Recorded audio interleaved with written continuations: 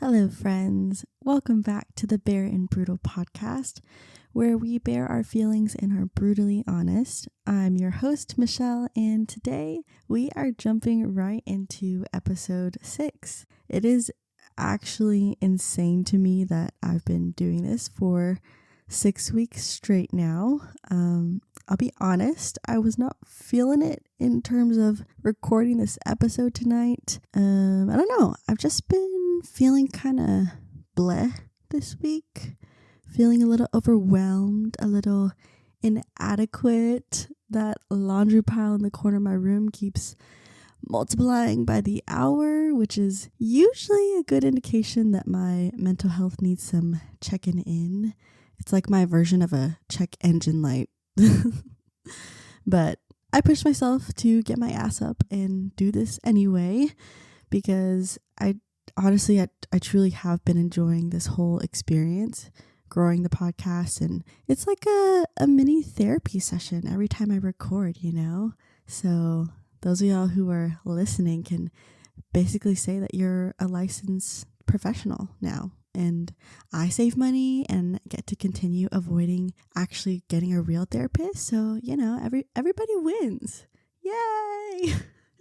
Anyway, it is 1:12 in the morning, and no matter how many times I say or I plan that I'm going to do this during the day or whatever, I guess my mind and motivation just kicks in the wee hours of the night. So this will be another long night for me. But anyway, today we are diving into the last topic that won in the Instagram poll I held a while ago. Things I wish I knew when I was younger.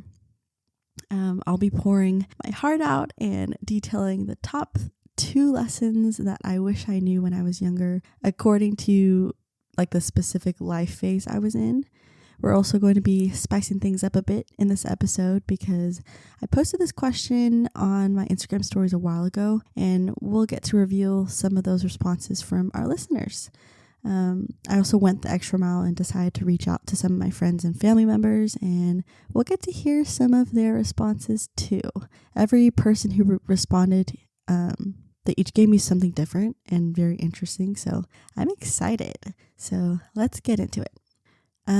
When I initially thought about doing this topic, I kind of struggled to narrow it down to one thing or one lesson, because I feel like in each different stage of my life, I dealt with very different experiences, as all people do. So I kind of cheated those y'all I posed a question to, because I only asked for one thing, but we're going to talk about my top 2. I am a huge proponent of believing that everything happens for a reason, and people go through things in order to grow and be ready for, you know, the next level, so to speak, and all that, like exactly where you're meant to be shit. I believe in that, okay? But god damn, if I had a little bit of older Michelle's help along the way, I think my life would have just gone a tad bit smoother, and maybe I wouldn't have struggled so much. My first lesson is dedicated to little 9 to 12-year-old Michelle, kind of that cusp of elementary and middle school era. I wish I knew that other people's problems, their mistakes, or decisions were not a reflection of my own value as a person. I wish I knew that a lot of things happening during that time weren't necessarily my fault, and they weren't my burdens to bear. I think there was a lot of strife and a lot of chaos going on in that time regarding my home life and with my parents. And when I think of why I chose this lesson, I think of 2 really core memories during this time of my life. So let's dig into context. 1, I found out around this time that the man who raised me my entire life, the man who I thought was my biological dad, was in fact not. And my biological dad actually left when I was only a few months old. And finding out that information at a pretty later time in my life, I think really had me fucked up, y'all. I struggled a lot with my sense of identity and my sense of worth. And I would spiral out with all of these questions like, gosh, like, why did he not want me? Why was I not good enough for this guy to not want to stay and be my dad? What's wrong with me? Something must be wrong with me if he left and never came back, never reached out, never wondered about the baby he just willingly left. And thus, the start of my raging daddy issues was born. So that was one. The second pivotal experience during this time was my parents. They were constantly arguing, and at one point they decided to separate, and I was moved across the state to a new place, new school, new everything very, very suddenly. Only for them to get back together again, and I spent a lot of time going back and forth from one state to the other, and it was just all very confusing for me as a kid. I think witnessing my parents argue and going through these push and pull moments with them and their relationship really caused me to take on a lot of it. I felt like I was responsible for their unhappiness. Like, I had to find a way to fix them and find a way to keep both sides happy while not taking one side over the other, when in reality, those were never my burdens to bear in the first place. I was just a kid, and it shouldn't have been on me to take care of my parents in that way. But anyway, the hottest girls always have daddy issues and are children of divorce. So I guess I just hit the motherfucking jackpot. That's all I gotta say. So that was my first thing that I wish I knew when I was younger. The second thing I wish I knew when I was younger would have to be how to be more confident in who I am as a person. I think in general, growing up, I was very shy. I lacked self-esteem. I was insecure and just overall very unsure of myself. I constantly battled with feeling like I wasn't pretty enough. I wasn't smart enough, wasn't hardworking enough. I wasn't skinny enough, wasn't athletic enough, wasn't talented enough. The list just goes fucking on and on. Like, I could go on forever. Like, if I knew how much of a fucking bad bitch I was back then, do you know how powerful I'd be? Like, I think God just said, damn, we gotta tone her down a bit, and decided to humble me by giving me a big ass forehead and a big ass dose of low self-esteem. I think that's it. I think if I was more confident in who I was, it would have saved me so much heartache. I spent a lot of time tying my worth in extrinsic values. Like, I tied my value heavily to what other people's opinions were of me. I was so scared to disappoint people, and, you know, I was the biggest fucking people pleaser ever. And I still, I slip back to that a lot now and then nowadays. I'm working on it though, okay? But when I think back in this era, so first lesson I feel like was dedicated to elementary, middle school Michelle. This lesson is more geared toward high school, college Michelle. I just think back to that time, and I got into relationships where I took their mistreatment as a challenge to prove to them that I was worth their love, their time, their attention. I remember clinging so tightly to shit ass people because I felt like, oh, like this is as good as it's going to get for me. Who else is going to love me like this? And I compromised and sacrificed and self-sabotaged a lot of my own desires and who I truly was, holding others before mine because I didn't think I was deserving. So, we get real bare and brutal today. Okay, this was a little much. Maybe this is why I was avoiding recording this episode, because I knew we were gonna get real vulnerable. But anyways, I think this is actually a really good segue into some of the responses that I got from y'all. I found it so interesting hearing from everyone I asked because I resonated a lot with every single one in some kind of way. And talking about my second lesson made me think of my friend Alyssa's one thing. Shout out to my girl Alyssa. She was our guest on last week's episode. So if y'all haven't heard episode 5 on the life of an introvert, go ahead and check that out after this one. Anyway, Alyssa's was very similar to mine. She said, and I quote, "I wish I knew what real genuine love looked like and felt like and smelt like and tasted like platonic, familial, or romantic. I wish I had known what unconditional love did for me. I misperceived a lot of different relationships in my life, especially my immediate and extended family, and mistook what they were showing me as love." Ooh, girl, I felt that. And also, like, can we just talk about how poetic her response was? Like, I feel like I just read that out of a best-selling novel. Alyssa, I think you know what your next step should be now. But on what she was saying, I think when you don't grow up experiencing genuine acts of love, and when you never experience what conditional love feels like, or I meant unconditional love feels like, you stumble throughout life just accepting love that is mediocre and conditional because it's all you've ever known, you know? And on the flip side, when you do come into contact with unconditional love, it feels foreign and scary and weird, and you push it away or wonder what's the catch. Like, you're just waiting for the other shoe to drop, you know? When chaos becomes your safety net, peace feels dangerous, at least in my experience. And I'm curious to know if that's an experience that some of y'all can also relate to.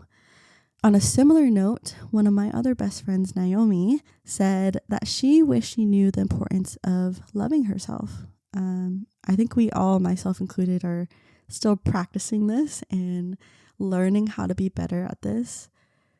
Gosh, if we just loved ourselves a little more back then, again, we probably wouldn't have stayed in situations as long as we did. We probably wouldn't have put ourselves in places that forced us to compromise who we are. I look back at some of the things I did in the past and I'm like, damn girl, that was really embarrassing for us. But I think it's so important now to give ourselves a break for not knowing any better. You know, we learned, we grew, and we're still growing. And I think that's what truly matters. My brother's response is also along those lines. He wishes he knew to have patience and give grace to himself and to others, not only in regards to mistakes he's made, but also with the things that were out of his control, like the past, family traumas, etc. I think it's true when they say that our greatest critic is ourselves. It's so easy to get caught up in our own expectations for ourselves and to beat yourself up when you miss the mark that you set for yourself. You know, one of my other best friends, Mary, when I asked her this question, the lesson that she responded with touches on the same thing. She said, and I quote, "I wish I wasn't so hard on myself. I gave myself more leniency and loved myself more.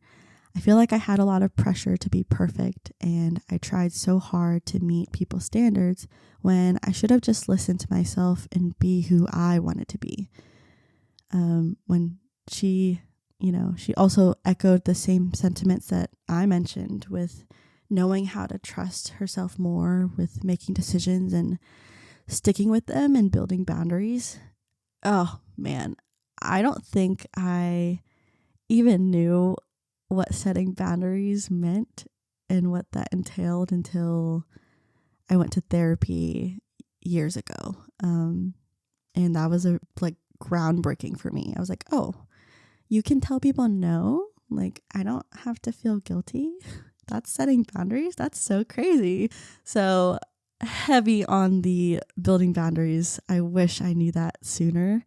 My cousin Christy, she actually gave me a really great list of some of hers too. And in that list, she also mentions learning how to set an establish those healthy boundaries and knowing that no one's opinion of you and your decisions is more important than your own. Those that love and support you will be along for the ride no matter what. And I think that's actually something I'm still working on right now and learning with these past few months of my life, especially with making the big decision to quit my teaching career. I am definitely currently still working on being comfortable in making decisions for myself and not paying any mind to what I think other people are going to, I guess, pass judgments on my decisions. I feel like I get in my head a lot. I'm like, oh, so-and-so probably thinks that I'm a bum, or like, I made the worst decision of my life to do that.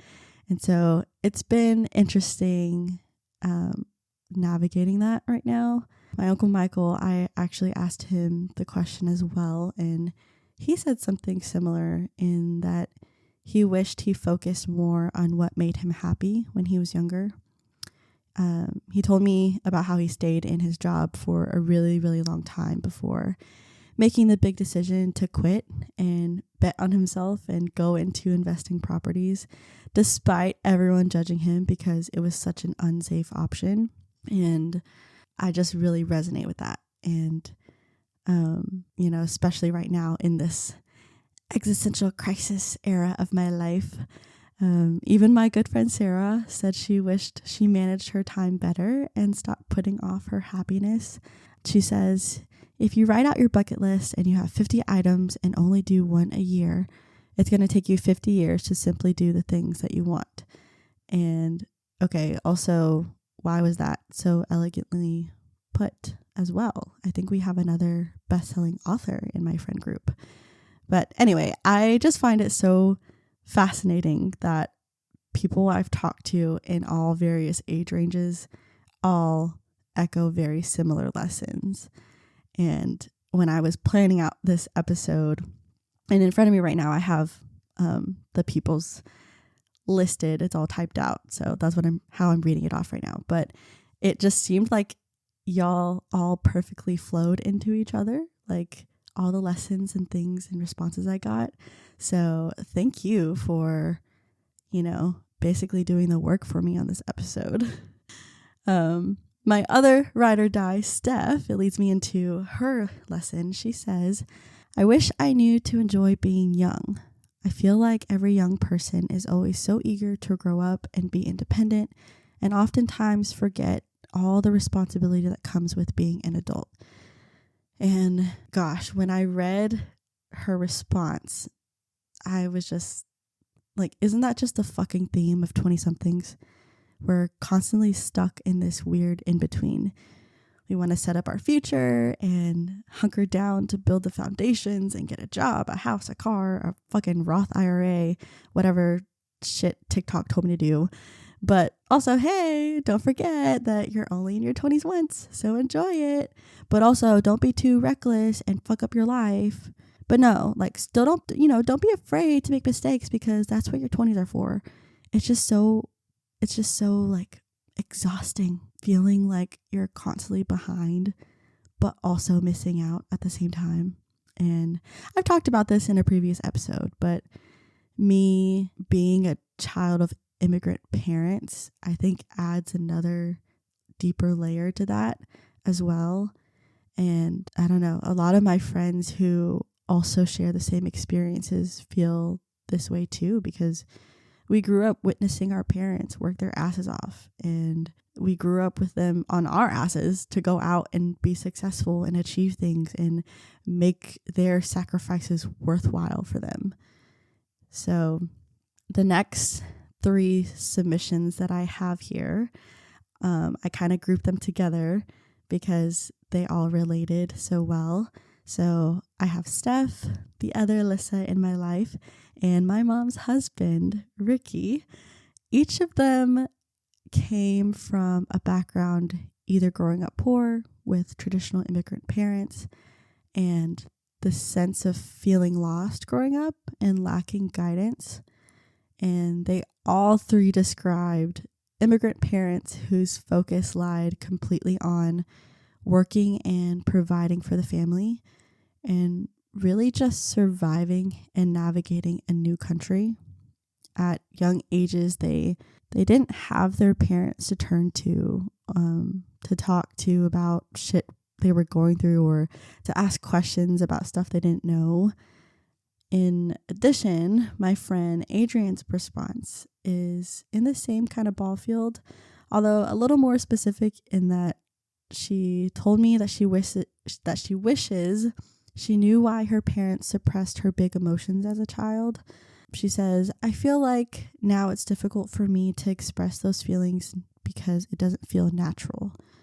Growing up with immigrant parents, at least in my experience as well, I didn't feel like there was any room for big emotions. If you cried, it was, "Oh, you're crying? Let me actually give you something to cry about." Or, "What do you have to be depressed about? You live in America. Do you know how hard my life was?" There was no comfort. There was no empathy.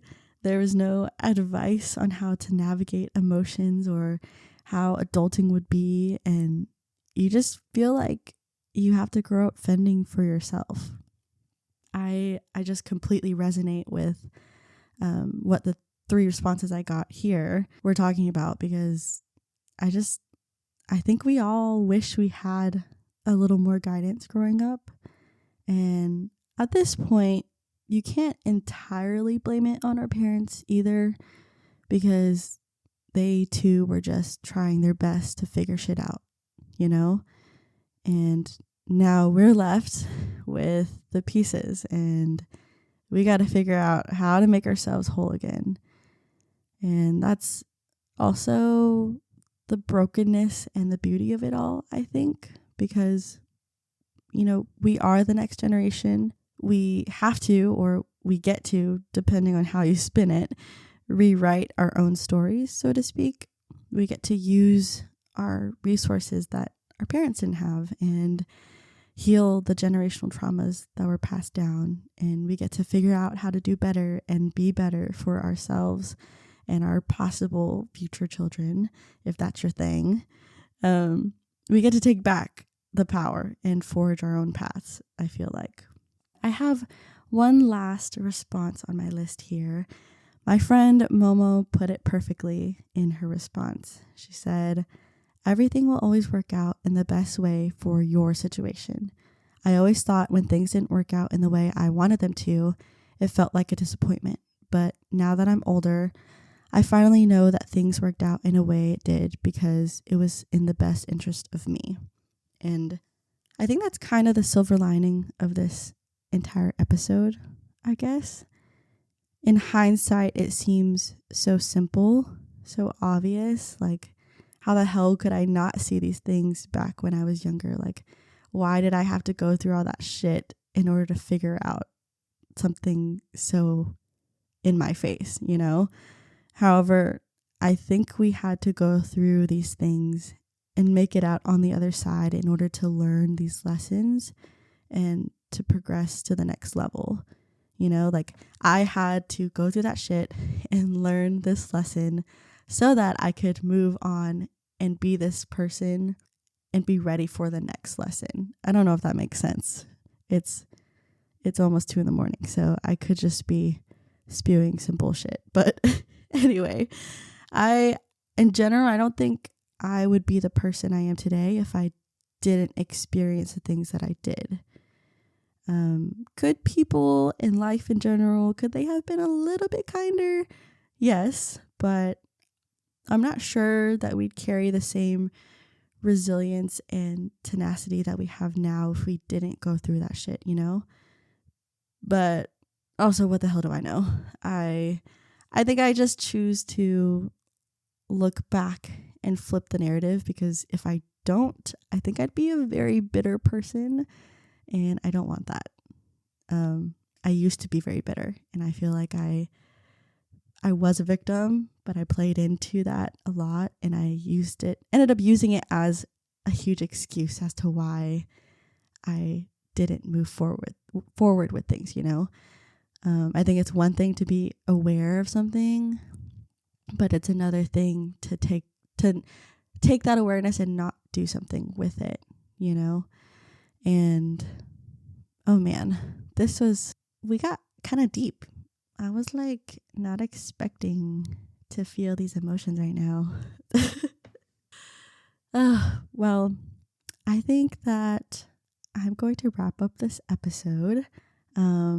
This was super jam-packed, and I feel like I went kind of quick, but I want to take the time to thank every single person who submitted a response and even bothered to reply to my messages for this episode. I had a lot of fun hearing from everyone and just getting a little peek into your minds. I hope I did y'all justice in reporting what you've said to me. And to my listeners, what's something that you wish you knew when you were younger? Did the lessons I list today, did they resonate with you at all? Could you relate? Let me know your thoughts, because I would love to know. You can send me a little DM. I just love when people send me messages about the podcast. It truly makes my day. So whatever it may be, I just hope that you can look back at your younger self and give little you a hug. I'm sure if younger you were able to look at the you now, I think they'd be very proud of how far you've come. So, as always, thanks for listening. Thanks for tuning in, and I will talk to you soon. Bye.